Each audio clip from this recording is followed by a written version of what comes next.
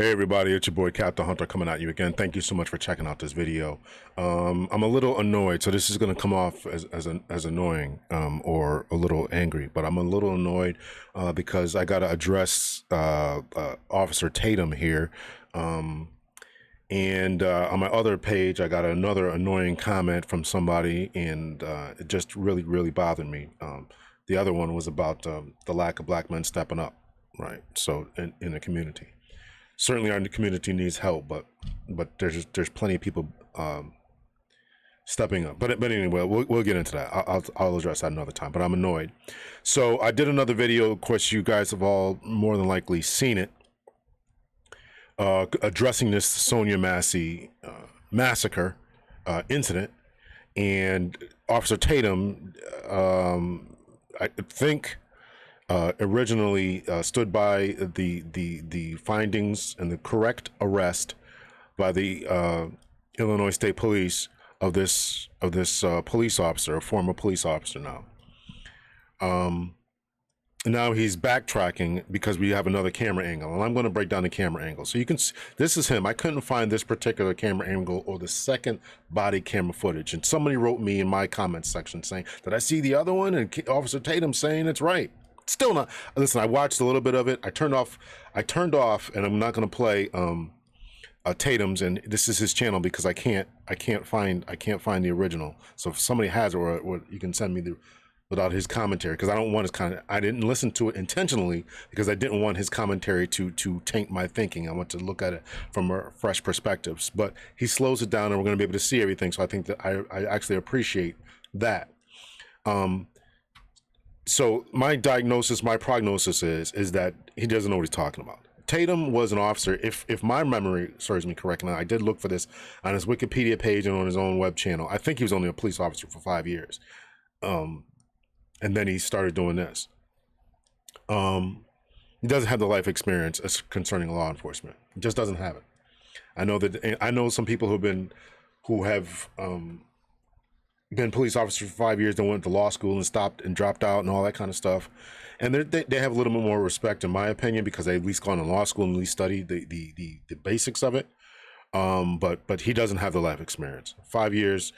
I mean, at the 5 year mark, you figure out what you're doing as a police officer.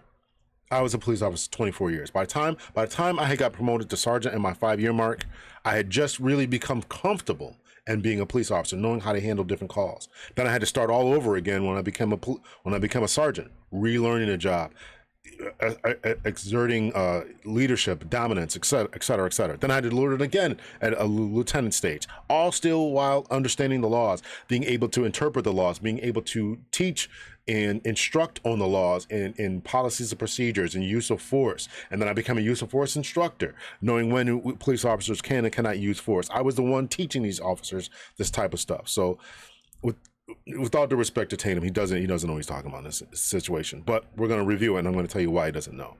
Now, again, I didn't watch this. I watched it, the part that he slowed down. I'm not going to play all the other stuff because we've seen it already, and all that other stuff really, all that stuff means something in the grand scheme of things. But we're talking about we're going to isolate this down to the interaction that they had. So this is little bit about the first body camera that we saw. Again, there should be no sound to this, so we're gonna play through this. Right? He's talking. He's giving his opinion right here. Right? So he's gonna fast forward here to a little bit here. This is him doing all this fast forward, and he's talking. Okay, now we get the second. Now this is the shooter's body camera. This is a different angle. This is the shooter's body camera. Again, I talked about. And my friend and I talked about this the other day. He's a sheriff's deputy himself. And we talked about this incident the other day and just how crazy this was. And his sheriff's department showed this entire body camera, all whatever it was. I don't know how many different angles they showed, but they showed a bunch. They showed it's in its entirety. And from the moment they got there, their unprofessionalism, their lack of empathy, just their buttholedness. I'm going to say it like that. Listen, let me talk to the cops out there if you're watching this. You cannot, must not, should not be in this line of work. And this is the problem that all the public is having. If you don't want to publicly serve, if you're annoyed, if you think you got other things to do, if you've got that big fish, big game hunter mentality.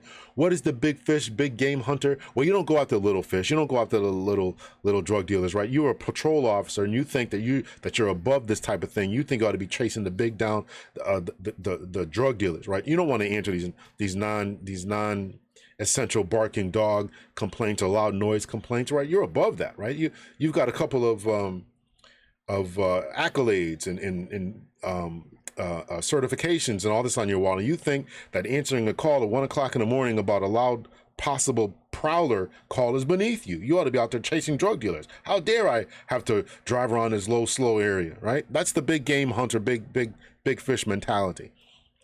So this is this guy, and so I'm saying that this is more than likely what these guys, what their mentality was at the time that they were doing this.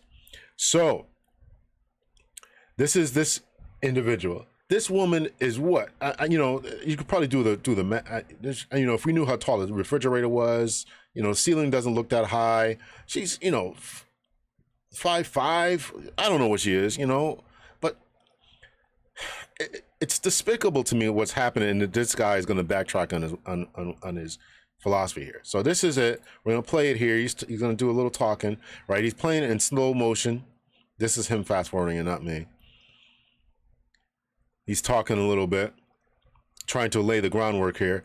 So I talked before about the need for cultural competency. If you are a police officer, take those classes seriously, because when she says, "I rebuke you in the name of Jesus," now maybe someone with a different upbringing would understand that type of rebuke in the name of Jesus, right? Maybe there's the Catholic sprinkling of water, and this is right. I rebuke you, right? If you're watching The Exorcist and stuff like that, right? So that may be, but that's not what that means in the black sense or African American sense. Now she's Catholic. I don't know. Maybe there's Catholic regalia around that apartment. We don't know, but what that means is it's a verbal statement in which they are employing the same type of religious connotations, but there's no sprinkling of water, or especially hot water. There's none of that. There's none of that. There's none of that. So it's just I rebuke in the name of Jesus, right? We used to say that all the time, as just as jokes, right? But maybe his mind is taking it a different way.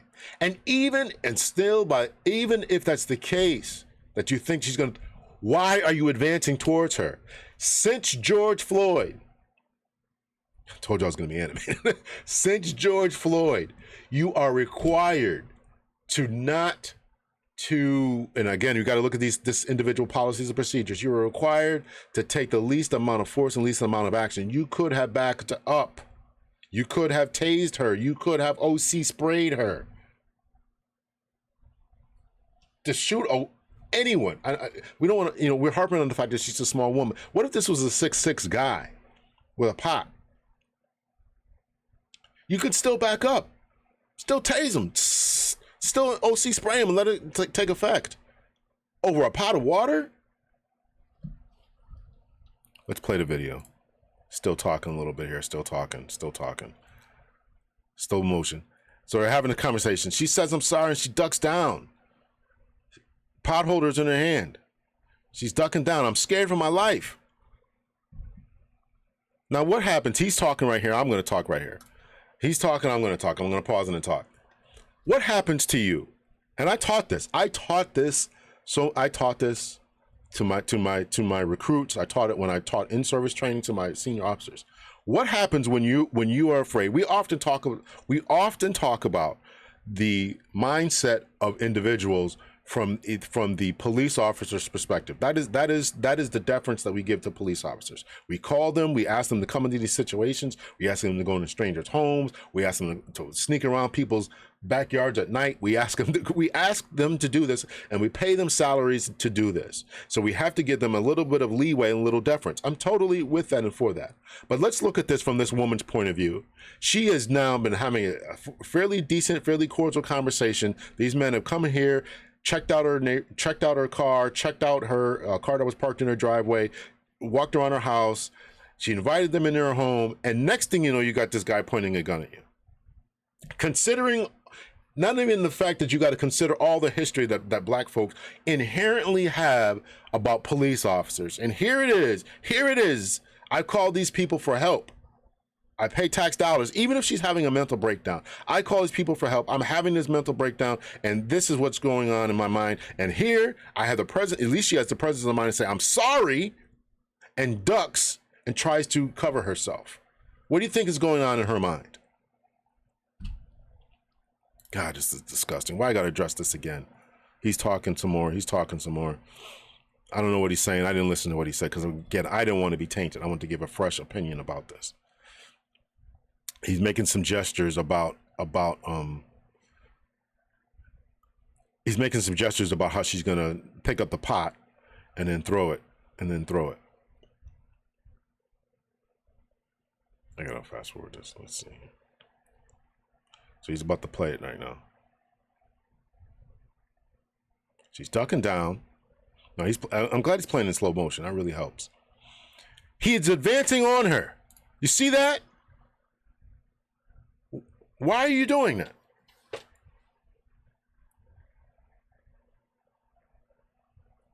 This is now this pot situation is what we now will refer to as a deadly force situation because your gun is out. Officers are justified to use force. Here's the general standard of when officers are justified to use force: to save their own life or the life of a third person, their partner or an innocent civilian. Those when they are justified pulling their guns and actually pulling the trigger and firing it at someone.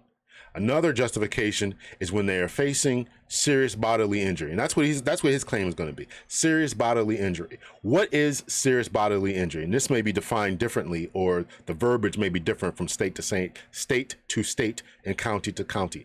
Serious bodily injury means any type of injury that can cause permanent disfigurement or the risk of death. That's generally how it's defined. So a police officer goes to work with both of his eyes, and somebody picks up a screwdriver, not necessarily a deadly weapon, could be a deadly instrument, depending on how everything is defined.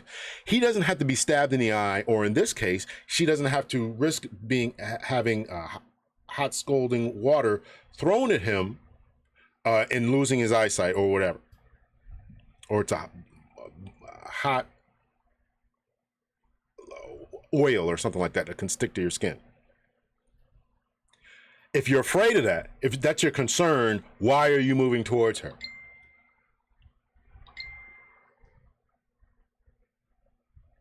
If that's your concern, why are you moving towards her? Why are you advancing towards someone with a pot? If you're afraid of her picking up knives, they teach you the more distance that you have, because she's in the kitchen, the more distance that you have, the greater, the lesser the chance that she can get to you. Why are you advancing on her?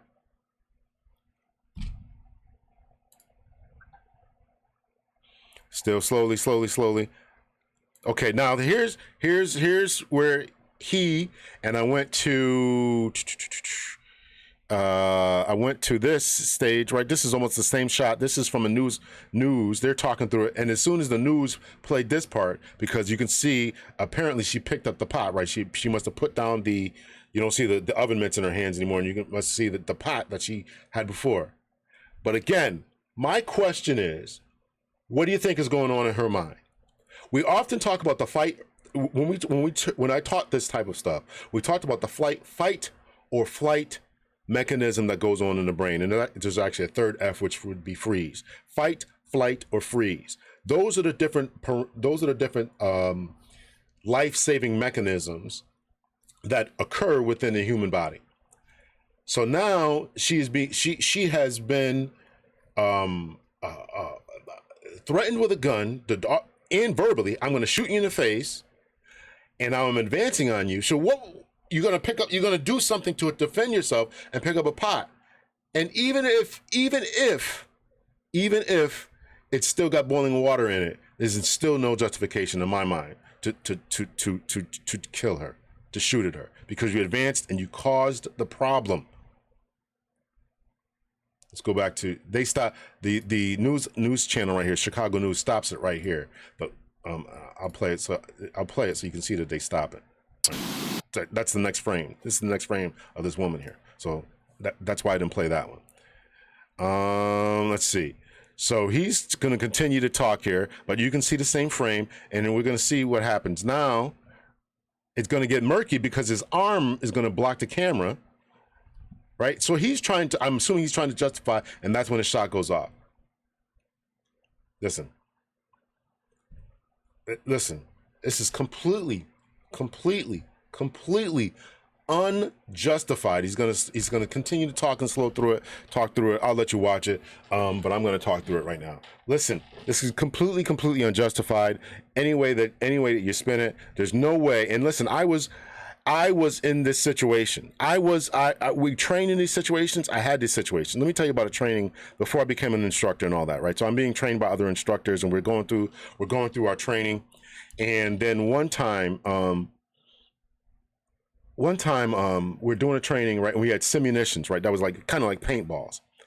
So we're doing this paintball scenario, and it was a domestic situation, and the guy picks up a chair, right? He's an instructor. Again, this is a training exercise. The guy picks up a chair, and he's threatening to shoot me with it. So I didn't access any of my equipment. Even though we were training, we still had our full belts on and stuff. I didn't access any of that stuff. And the guy, listen, I'm not a tall guy, right? But the instructor who's doing this was taller than me. So, when the scenario's over, the guy, one of the instructors comes over and says to me, Hunter, how come you didn't pull your gun out? I'm like, what are you talking about? I could take this guy, right? He's an instructor, right? But he's like, well, it could be a deadly force situation. I'm like, for a chair? And this guy is bigger than me, and he's got a chair, and they want to know why I didn't take out my gun. Listen, I could take this guy. I could take him. You can take, that's Brandon. I didn't listen to what he's saying. I don't know anything he said in this video, and he's got this question mark down here. I was wrong about Sonia Massey with a question mark. You weren't wrong. You weren't wrong. I'm going to add him in at this. I added him before. I don't think he responds. He probably doesn't monitor social media, but he's wrong. You're wrong. Right. Here's let's read through some of the comments here. Two crazy people met that day. I'm a former detective with the NYC, Newark Police Department. I have been in many situations where I felt my life was threatened. This wouldn't have been one of them. That officer had an open front door to see to his rear. He could have simply retreated and contained. It doesn't matter if she tried to throw the pot. Also, they should have just turned the pot off themselves, right? I don't want to get into that, right? She wasn't a suspect. She wasn't, this whole, you should have turned the pot off, right? You don't go around people's houses and deny them access because you want to keep it friendly, right? Now, if she's a suspect, I wouldn't let her in the kitchen because there's knives in there, right? But this is a friendly encounter up until she got spiritual, unfortunately. And he didn't understand the context of what she was saying. Why let her turn it off? They could have also deployed their tasers. Mace, OC spray, 1,000 likes to that. 1,000 likes, 63 replies. I'm not going to read them all. I'm with you, detective. The first thing I said, well, why did they let her go turn the stove off when the other officer could have watched it? COVID obviously forced all good cops away from serving. That's a powerful statement right there. It's a powerful statement. Not only cops. Here's the situation. Here's the thing, and this is what my PhD dissertation was on. I talked about this type of stuff, where not only was it COVID, but the whole YouTube effect, all these different YouTube videos, people don't want to become cops. They don't want to become cops because they're watching videos like this, and they're watching good cops or bad cops go to prison, and they think it's going to happen to them. This is what they think. They think it's going to happen to them, and I don't want to go to prison. Why should I become a police officer? Same. She was scared, and that made it worse, and she just needed help. That water didn't even get near them, and they made a choice, and now her little boy gets to live with him. Not calling you a liar, but no one in NYC calls the NYCPD. Well, that's true. Nobody calls it unless he's Actually, I was going to say between transit cops, but I think the transit cops are now NYPD as well. So I don't know why. That's a good point. I'm from New York. I think he said NYC to make it clear he patrolled the city, not New York State. Well, could be. Nobody calls it NYCPD. I do. I'm somebody. Okay. Wiseman. Let's see. Stop. He murdered her. His life was never threatened. His life was never in danger. And I would argue that the risk of serious deadly physical injury was not serious physical injury was not in play either. I don't think that it was. Over a pot of water? No, dude, I was a police officer with much more experience than you. You called it wrong. I don't know if I mentioned this, but I think Brandon was only a cop for 5 years, if my memory serves me correctly. Yeah, I'm gonna like that comment too. I'm gonna like some of these comments here. Yeah, I'm gonna like this one about not calling it NYC. Nobody calls it NYCPD. Yeah, I'm gonna like those comments. Nobody calls it that. Let's see. I like that. I like that one already. Why is as someone who believes George Floyd died of an overdose, this was clear murder of an old woman in her own home, and I look forward to the officer being found guilty. Sad, they literally could have just left the house. Okay, well, George Floyd didn't die of an overdose, but okay. I don't know. Are people still talking about that? Bro, listen, I'm black and I'm also conservative, and I do believe in cops, but sometimes people on both sides are wrong, and this cop was wrong, my G. Like that one, unjustified homicide. He didn't need to draw his gun in the first place. He never attempted to defuse the situation. Absolutely. I don't understand. How can you? I don't even understand pulling your gun. I told you about the training incident, and that was training. Listen, as this guy who's from the NYCPD said, you've been in that situation many. Listen, I can't tell you how many times we're in situations. Can't tell you how many times I was in those types of situations. I can't. Countless, surrounded, outnumbered, fighting with people.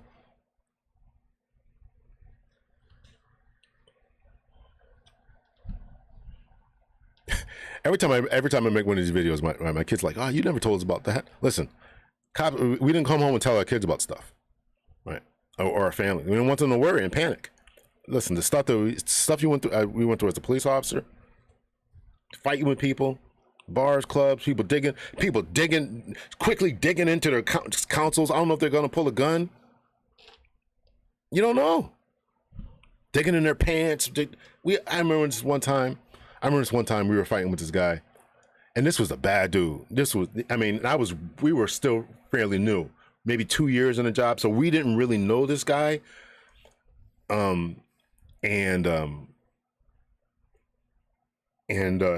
He gets out the car, and we didn't want him to get out the car. It was one of those situations. Sir, get back in the car. What? So I'm in the driver, right? I had a partner. So we jump out the car. Like, listen, sir, get out the car. Get back in the car. Why do you keep jumping out? Right when I jump out, this tells us something, right? What you don't want us to see anything, find anything, whatever. They can now access their guns and stuff on their hips, right? This is telling us stuff. So we put the guy down. I end up tackling the guy. I'm like, I don't know what this guy's doing. So I end up tackling the guy. So now he goes on his stomach and he's reaching into his pants. Now, before this incident, when I was in the police academy, there was a guy who was arrested here in the state that I live in. He was arrested for the same exact situation and shooting the guy. Shot him and killed him.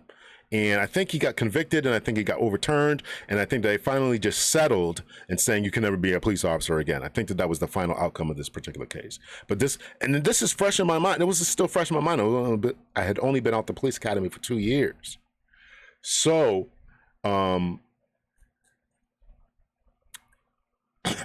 So we got this guy down. So, we end up wrenching his arms behind his back, and he didn't have anything. I'm like, we cuff him. I'm like, dude, why did you do that, man? Why would you do that, man? And we searched the car. We're like, why did you do this? Just being a jerk. He didn't have guns or drugs. So, but he was a bad dude. And so when other guys got there, when other officers got there, and they saw who it was, they're like, man, I would have shot this guy. And when I told them the story, I'm like, I would have shot this guy. They all said it. because they knew his history and his background. My point is that I didn't panic and just shoot the guy. I don't know if they would have shot the guy. I don't know if they would have done it. Maybe they were just talking. I don't know. But that wasn't the case that wasn't something I was going to deal with, right? Particularly with the other guy in my mind. Officer Tatum, you are a disgrace. The guy killed her intentionally. There's no excuse. There are many ways that steam can come out. There are many ways that steam can come out of a pot. I'm a 7-year-old conservative white male. This was murder. The officer could have backed up, and when she picked up the pot, the door was right behind him. His life was not in danger. He could have retreated and then called for backup. Call for backup? It's two of you against a woman. What are you talking about? What are we talking about here? Listen. Even if unless he's got a weapon in his hand, a gun in his hand, these two big cops could have taken this woman or taken a 6'5" guy. And believe me, I know. I had there's a guy, he's an attorney now, but we call it a wild night where we were fighting people. Every call we went on was a problem. Every call we went on for the entire, I didn't want to work with this man anymore. We joke about it now today. He's an attorney now. We talk about it. Like, I never want to work with you again, man. because that night was just terrible. We fought with every single person. Nobody wanted to cooperate with us. People were running away from us. People were they would call one call that they had gone into a house. This guy thought that somebody was breaking into his house, so he calls 911. And then when we get there, right, because we were running around the corner, we get there, we're walking around the house trying to see, and this guy runs out the house with a gun, and I almost capped him, I almost shot him. And he kept trying to come to me and apologize. I kept walking away from him. Like, dude, you call 911 and you come out the house with a gun because somebody's breaking into your house, and now you run outside with a gun. And he didn't see us. So imagine if he would have just saw a silhouette, or me as he was a white guy. Imagine he just sees a black dude and doesn't recognize I'm in uniform, right? He just pulls his trigger.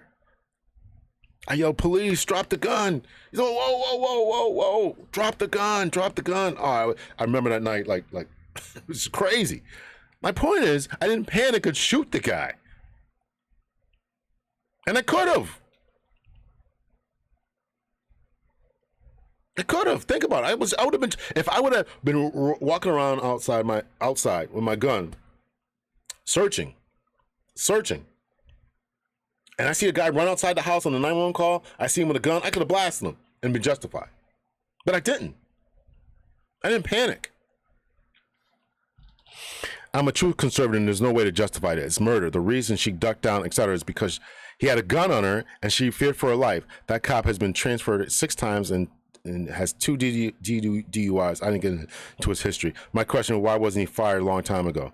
Probably because they don't want to fire cops because there's so few people to replace them. That's a big problem. You got to get more people. You got to get more good people to become cops. To me now, it's time to start in middle school.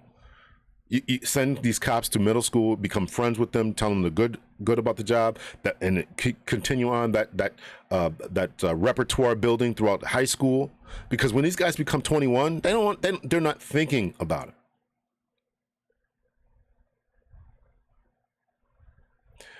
The grift backfired. You're only doing this because everyone called you out. I'm not exactly sure. Maybe they're saying because he was justified. I'm not sure what they.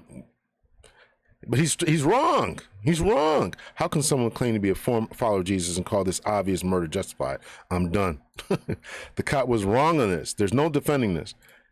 And here I am, and I do this for a living. I analyze these cases and do justice. You're wrong, Tatum. You're wrong. Much love and peace. Let me know your thought. Let me know your thoughts. Does this change your opinion? I've given you the justification when officers can use justifiable force when their life is threatened. Your life is not threatened by a pot of water. Serious physical injury. A few blisters, a few blisters, potential blisters. You could have backed up. This is wrong.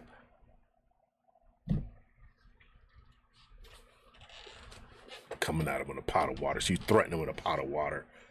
Oh my God. He's got video of them walking around. Somebody's got video of them walking around outside, and other people, when other guys get there, other cops get there. Maybe it's not here. I watched another video of them dissecting of the police officers when they get there. It's not it. The police officers when they get there. Maybe it's here. Maybe it's here. No, it's not there. When the cops are there and they're saying, you know, who did this, who did that. I can't find it. Anyway, so and if you watch here's what I'm saying. If you watch the after video of this, right, when other cops get there, right, their body cams are still rolling. I'm going to tell you exactly what they were thinking. So like, you shot this woman? I think that's even one of them said. I can't find the video right now, but you can go through and look for it. You shot this woman? You shot her? And I'm telling you, they were calling this guy weak, punk. He's making us look bad. He's going to get fired. He's going to go to jail. This is what's going through their mind. They weren't saying it then. He's going to jail. He's going to jail. Completely unjustified. This poor mentally ill woman. How do you go from I'm in fear for my life, then this call about a prowler in my backyard, to shooting the complainant, who's armed with an extremely dangerous pot of water? This is horrendous. And anyone who tries to justify this should be ashamed of themselves, including Tatum. Including, they're going to call some expert. Just like they call me, they're going to call some expert. They're going to call him. They're going to call some expert. And he's going to say, yeah, you know, they're going to break down exactly what I said. You know, the pot of water could cause serious physical injury, blisters, and they're going to have to call some medical doctor and say, what's the worst that could happen to you from having this? Having a pot of water thrown in. What's the worst that can happen, right? Blisters. That's the absolute worst. That's not blisters is not serious physical injury. It's injury. It's not serious physical injury. Means there's a permanent bodily impairment or scar. That's what that means, right? Risk of a broken arm, risk of losing an eye. That's what serious physical injury means. This cop was not in risk of serious, him or his partner. And shame on his partner. I said this to my friend. I said this to my friend who was a sheriff's deputy. That shame on him, because he went along with it. He should have said, "Whoa!" He should be facing discipline himself. Maybe not termination, but he should be facing discipline. I don't know if he was a rookie. I don't know what it was, or if he, you know, short time on the job. I don't know, but he should be facing discipline. Because you have particularly since George Floyd, you have a duty to de-escalate. You have a duty to intervene. It is your duty to stop officers from overreacting.